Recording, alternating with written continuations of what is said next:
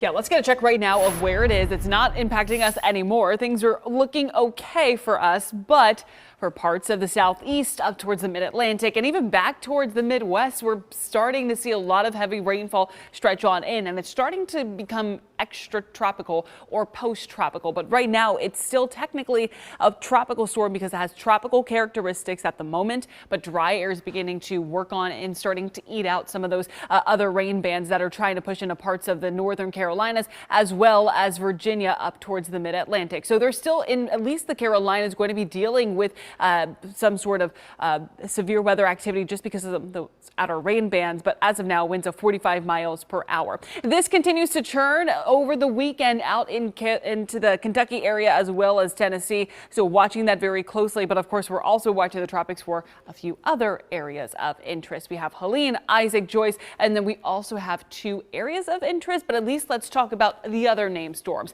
Isaac is in the central Atlantic as a Category 1 hurricane with winds of 75 miles per hour. From there, working out into the northern Atlantic, not going to impact anyone.